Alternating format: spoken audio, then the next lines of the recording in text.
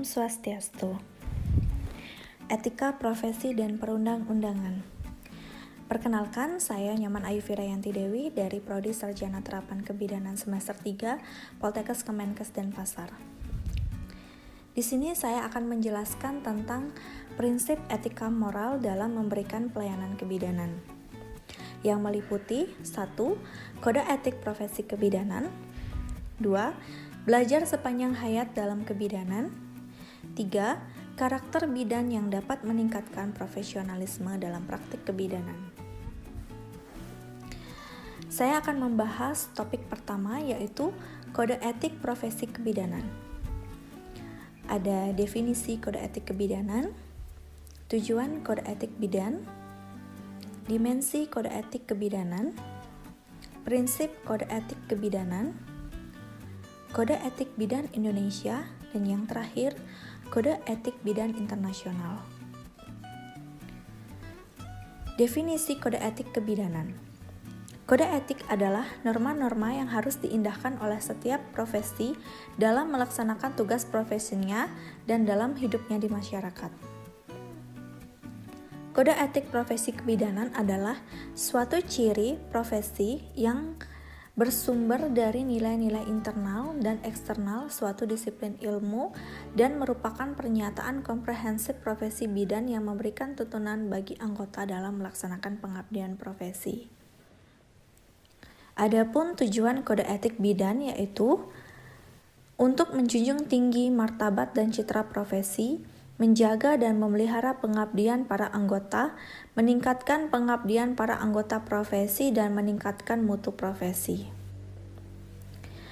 Dimensi kode etik bidan meliputi A. Anggota profesi dan klien atau pasien, B. Anggota profesi dan sistem kesehatan, C. Anggota profesi dan profesi kesehatan, dan D. Sesama anggota profesi. Prinsip kode etik bidan. Prinsip kode etik bidan meliputi 1. Menghargai otonomi, 2. Melakukan tindakan yang benar atau melakukan tindakan tanpa bahaya, 3. Mencegah tindakan yang dapat merugikan, 4. Memperlakukan manusia dengan adil, 5. Menjelaskan dengan benar, 6. Menepati janji yang telah disepakati, 7. Menjaga kerahasiaan. Kode etik bidan Indonesia terdiri atas 7 bab, yaitu 1. Kewajiban bidan terhadap klien dan masyarakat terdiri atas 6 butir, 2. Kewajiban bidan terhadap tugasnya terdiri dari 3 butir, 3. Kewajiban bidan terhadap sejawat dan tenaga kesehatan lainnya terdiri dari 2 butir, 4. Kewajiban bidan terhadap profesinya terdiri dari 3 butir, 5. Kewajiban bidan terhadap diri sendiri terdiri dari 2 butir, 6. Kewajiban bidan terhadap pemerintah, nusa bangsa dan tanah air terdiri dari 2 butir, dan yang terakhir 7. Penutup terdiri dari 1 butir. Kode etik bidan internasional. Kode etik bidan internasional menghargai perempuan berdasarkan HAM, mencari keadilan bagi semua dalam memperoleh akses terhadap pelayanan kesehatan didasarkan atas hubungan yang saling menguntungkan dengan penuh hormat, saling percaya, bermartabat bagi seluruh anggota masyarakat. Kode etik kebidanan internasional adalah sebagai berikut. 1. Hubungan dengan perempuan sebagai klien. 2. Praktik kebidanan. 3. Kewajiban profesi bidan. 4. Meningkatkan pengetahuan dan praktik kebidanan. Untuk pembahasan kedua, saya akan membahas tentang belajar sepanjang hayat dalam kebidanan. Apa itu belajar sepanjang hayat? Belajar sepanjang hayat adalah suatu konsep, ide, gagasan pokok yang berlangsung dalam diri individu. Dalam konsep ini, belajar tidak hanya berlangsung di lembaga-lembaga pendidikan formal saja, tetapi belajar juga bisa didapatkan dan dilakukan dimanapun dan kapanpun. Muncul dan berkembangnya konsep belajar sepanjang hayat tersebut menunjukkan bahwa Pengalaman belajar tidak pernah berhenti selama manusia itu sadar dan berinteraksi dengan lingkungannya. Dari segi tujuan, belajar sepanjang hayat ini pada mulanya bersifat individual, yakni untuk memperkaya kehidupan rohani atau intelektual seseorang.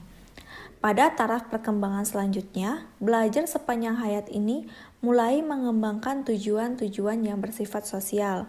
Mulai disadari bahwa kegiatan belajar mengajar sepanjang hayat tidak hanya menguntungkan perorangan-orangan saja, melainkan juga bermanfaat bagi masyarakat secara keseluruhan. Lalu, bagaimana dengan belajar sepanjang hayat dalam profesi kebidanan? Jika dikaitkan dengan profesi bidan, bidan harus memiliki pendidikan yang cukup agar mampu untuk melayani masyarakat. Belajar bisa melalui berbagai jalur pendidikan, baik secara formal maupun non-formal. Belajar secara formal seperti mengikuti pendidikan di universitas sehingga memiliki gelar bidan, dan belajar secara non-formal seperti mengikuti pelatihan-pelatihan untuk mencapai kompetensi bidan, seminar-seminar, lokakarya, dan lain-lain, serta meningkatkan kualitas pelayanan bidan. Bidan dapat belajar sepanjang hayat melalui pengalaman yang diperoleh selama menjalani profesi menjadi bidan dalam melayani pasien. Bidan harus senantiasa selalu memperbarui ilmu yang didapat seiring dengan perkembangan zaman. Belajar sepanjang hayat dalam profesi bidan memiliki signifikasi serta relevansi terhadap kualitas kehidupan bidan itu sendiri, sesuatu yang berlangsung secara terus-menerus sepanjang kehidupan. Hal ini sesuai dengan tinjauan psikologis yang menjelaskan bahwa pada setiap fase perkembangan, setiap individu perlu belajar agar dapat melaksanakan tugas-tugas pada setiap fase perkembangan tersebut. Dan pada pembahasan yang terakhir, yang ketiga, di sini saya akan membahas tentang karakter bidan yang dapat meningkatkan profesionalisme dalam praktik kebidanan.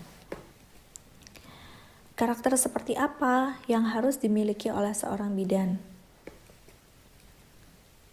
Seorang bidan harus memiliki karakter yang baik serta pribadi yang baik agar bisa melayani masyarakat dengan baik. Karakter yang harus dimiliki bidan itu untuk meningkatkan profesionalismenya adalah sebagai berikut. 1. Terbuka terhadap perubahan. 2. Menguasai dan menggunakan pengetahuan teoritis. 3. Mampu menyelesaikan masalah. 4. Mengembangkan diri secara terus-menerus. 5. Mempunyai pendidikan formal. 6. Ada sistem pengesahan terhadap kompetensi. 7. Legalisasi standar praktik profesional. 8. Melakukan praktik dengan memperhatikan etika.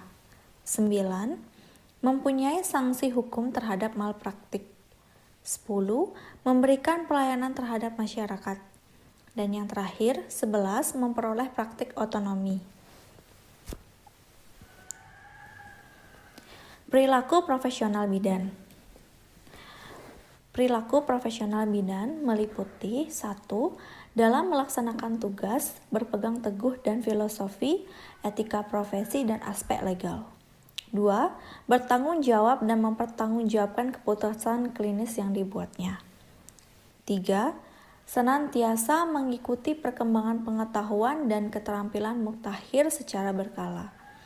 4. Menggunakan cara pencegahan universal untuk mencegah penularan penyakit dan strategi pengendalian infeksi. 5. Menggunakan konsultasi dan rujukan yang tepat selama memberikan asuhan kebidanan. 6. Menghargai budaya setempat sehubungan dengan praktik kesehatan, kehamilan, kelahiran, periode pasca persalinan, bayi baru lahir, dan anak. 7. Menggunakan metode kemitraan dalam bekerja sama dengan kaum wanita atau ibu agar mereka dapat menentukan pilihan yang telah diinformasikan tentang semua aspek asuhan. meminta persetujuan secara tertulis supaya mereka bertanggung jawab atas kesehatannya sendiri. 8. Menggunakan keterampilan komunikasi. 9. Bekerja sama dengan petugas kesehatan lain untuk meningkatkan pelayanan kesehatan kepada ibu dan keluarga. Dan yang terakhir 10. Advokasi terhadap ibu dalam tatanan pelayanan. Upaya yang dilakukan untuk mencapai bidan yang profesional adalah 1. Memperkuat organisasi profesi. 2. Meningkatkan kualitas pendidikan bidan itu sendiri. Kesimpulan dari pembahasan 1 adalah kode etik kebidanan digunakan sebagai standar atau dasar dalam praktik kebidanan untuk meningkatkan mutu profesi dalam melayani klien. Ikatan Bidan Indonesia sebagai organisasi profesi kesehatan yang menjadi wadah persatuan dan kesatuan para bidan di Indonesia menciptakan kode etik bidan Indonesia yang disusun atas dasar penekanan keselamatan klien atas kepentingan lainnya. Pembahasan kedua kesimpulannya yaitu belajar sepanjang hayat dalam profesi kebidanan adalah bidan senantiasa harus selalu dapat memperbaharui ilmu dan keterampilannya agar bertambah luas dan mencakup seluruh aspek bidan. Dan kesimpulan pada pembahasan terakhir yang ketiga yaitu karakter bidan yang dapat meningkatkan profesionalisme dalam praktik kebidanan yaitu bidan yang memiliki tanggung jawab dalam menyelesaikan tugasnya, mampu mengayomi masyarakat dengan baik, serta mampu untuk mengembangkan dirinya sendiri secara terus-menerus. Sekian pemaparan materi dari saya. Terima kasih.